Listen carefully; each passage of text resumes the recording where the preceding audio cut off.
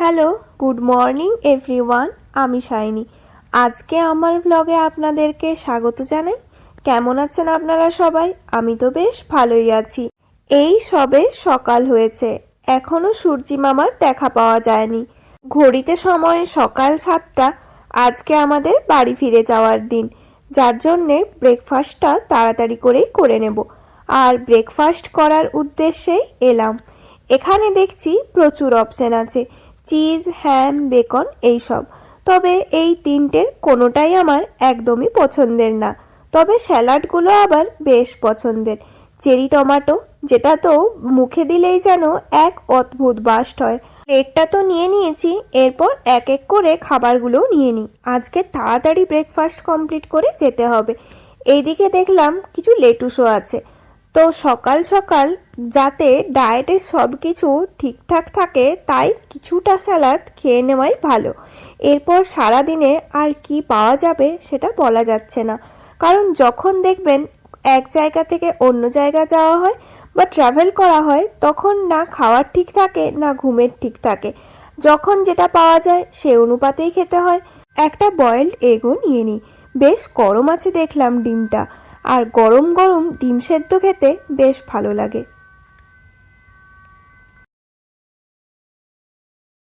এখানেও প্রচুর অপশান আছে, scrambled egg, sausage, tomato soup, meat ball, আর এদিকে ছিল কিছু এক হ্যাম বেকন এরম টাইপের। আমি ঠিক বুঝতে পারলাম না, তাই নিও নি। ওখান থেকে জাস্ট স্ক্রাম্বল এগটা নিয়ে এই সাইডে চলে এলাম।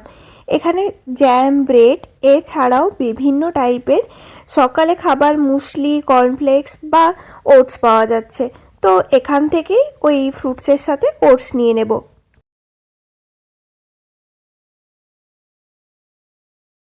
কি ভালোভাবে এনারা সব কিছু সুন্দরভাবে গুছিয়ে রেখেছেন। দেখলেই মনে হবে প্রত্যেকটা খাবার অসাধারণ টেস্টি। 3 রকমের দই ছিল এখানে। একটা ছিল ফ্লেভার ছাড়া দই, আর এটা আমি যেটা নিলাম এটা ব্লুবেরি দই, আর ওইদিকে ছিল একটা ম্যাঙ্গো দই। তো ব্লুবেরিটাই ইচ্ছে হলো নিতে। আর এখানে প্রচুর টাইপের ফ্রুট একসাথে কাটা ছিল, ওই কর্নফ্লেক্স বা মুসলি খাওয়ার জন্যে।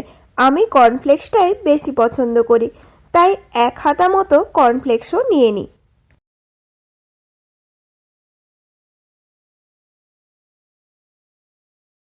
এখানে কিন্তু মুড়িও রাখা আছে, আর যাকে বলা হয় রাইস সেরেল। এখানকার মানুষজন মুড়ি খায় না সেরম না, তবে এখানে তো সব কিছুতেই নুন চিনির পরিমাণ বেশ কম, তাই মুড়িতেও আপনি নুন পাবেন না। এদিকে আমি একটা ব্রেড টোস্ট করার জন্য দিয়ে দিয়েছি। অনেক সকাল, আর এই সবে ব্রেকফাস্ট শুরু হয়েছে, তাই এতটা ফাঁকা। আর কিছুক্ষণ পরে দেখবেন সব একদম ভর্তি। এই যে আজকে আমার ব্রেকফাস্টের প্লেট, যার মধ্যে আছে ব্রেড, ডিম সেদ্ধ, ক্রোসেন্ট, স্যালাড, আর এদিকে নিয়েছিলাম স্ক্রাম্বলড এগ। আর এই হলো আমার বোল, যার মধ্যে সব থেকে হেলদি আর টেস্টি খাবার রাখা আছে।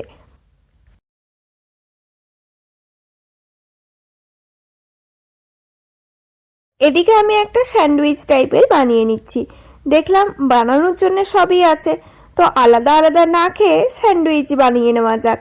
প্রথমে ব্রেডের মধ্যে বাটার লাগিয়ে নিলাম, তারপর এই এগটা দিয়ে দেব, আর ওপর থেকে শসা আর লেটুস দিয়ে দিলে আমার স্যান্ডউইচ রেডি, যেটা খেতেও বেশ ভালো আর হেলদিও হয়।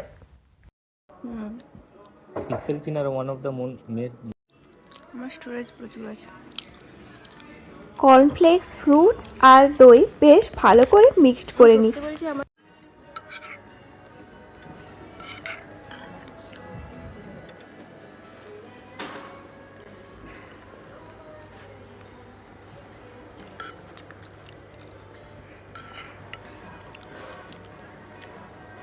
যেমন সুন্দর প্রত্যেকটা খাবারের টেস্ট, তেমন সুন্দর এখানকার ডেকোরেশন। এখানে ফ্রেশ ফ্রুট জুস হচ্ছিল, তো সেখান থেকে 1 গ্লাস মতো অরেঞ্জ জুস নিয়ে এলাম, আর মাস্কমেলো, আর নিয়েছি কিছু ফ্রুটস। এখানকার মানুষজনকে দেখলাম যে এনারা কিভাবে ফ্রুটস খায়। তো আমরা তো ছাল ছাড়িয়ে খেতেই অভ্যস্ত, তবে এনারা আবার এরমভাবে ব্রেক করে করেই খান। ব্রেকফাস্ট কমপ্লিট হয়ে যাওয়ার পর এই সুন্দর দৃশ্য দেখতে দেখতে। বাইরের স্নোফল আর ভেতরের এই গরম গরম উষ্ণ ব্যাপারটাকে আরও একটু বেশি ফিল করার জন্যে এক কাপ গরম গরম কফি নিয়ে বেশ কিছুটা টাইম একান্তে একদম নিরিবিলিতে কাটানোর ইচ্ছে করলো। আজকেই যেহেতু শেষ দিন, যার জন্যে মনটাও বেশ ভারাক্রান্ত হয়ে আসছে। এত সুন্দর জায়গাতে 2-3টে দিন কাটালেও মনে হয় যেন জীবনের কতটা সময় এই সুন্দর জায়গায় উপভোগ করে গেলাম। আর মাত্র 3 দিনই হলো আমরা এখানে ছিলাম, কিন্তু মনে হচ্ছে কতগুলো দিন এখানে কাটিয়েছি। এরমই হয়তো হয়, নর্মাল যেমন দিন চলে যায় সেখানে এক একটা দিন খুব একটা বেশি মনের পাতায় ছাপ ফেলতে না পারলেও এরম বিশেষ কাটানো এক একটা দিনও যেন অনেক বড় মনে হয়। যে দিনগুলো আপনার জীবনে বিশেষ, সেই দিনগুলো যেন অনেকক্ষণ ধরে চলতে থাকে।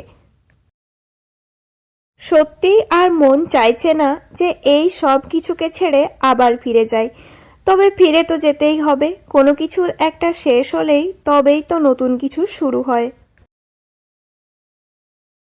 এত সুন্দর লাগছে চারিদিকটা। এখানে হাঁটতে হাঁটতে আমরা প্রকৃতির এত কাছে চলে এসেছি যে মনে হচ্ছে যেন প্রকৃতির মাঝে হারিয়ে গেছি। প্রায় 3 দিন ধরে এই পথ দিয়ে অনেকবার হেঁটেছি, তবে এই প্রত্যেকবার যেন এর সুন্দরতা আরও অনেক অনেক গুণ বৃদ্ধি পেয়েছি, যে মনে হচ্ছে যেন প্রকৃতির মাঝে হারিয়ে গেছি। প্রায় 3 দিন ধরে এই পথ দিয়ে অনেকবার হেঁটেছি, তবে এই প্রত্যেকবার যেন এর সুন্দরতা আরও অনেক অনেক গুণ বৃদ্ধি পেয়েছে। জঙ্গলের মাঝখানে এই ছোট্ট একটি ঘর, যেখান থেকে ক্রিসমাসের সময় আমরা সান্তার দেখা পাই। তবে ক্রিসমাস তো অনেক দিন আগেই চলে গেছে, তাই এখন আর সান্তার দেখা পাওয়ার সৌভাগ্য আমাদের হলো না। আজ এই শীতের সকালে যদিও ঠান্ডাটা বেশ বেশি, কিন্তু সুন্দর এই তুষারপাতের মাঝখানে যেন প্রকৃতির মাঝে সত্যি সত্যিই হারিয়ে গেছি। জানি না আবার কবে এই এত সুন্দর দৃশ্য নিজের দুচোখ ভরে দেখতে পাবো। জীবনের সবচেয়ে সুখী মুহূর্তগুলো আসলে এরমই হয়। এরকম ছোট ছোট আনন্দে ভরা মুহূর্তগুলো, যেখানে সময় যেন থমকে দাঁড়ায়। এই ছোট ছোট মুহূর্তগুলো জীবনের সবচেয়ে মূল্যবান স্মৃতি হয়ে থাকে। যখনই ফাঁকা একটু সময় পাওয়া যায়, তখনই স্মৃতির খাতায় চোখ বোলালেই যেন এই সব দৃশ্য সুন্দরভাবে চোখের সামনে ফুটে ওঠে।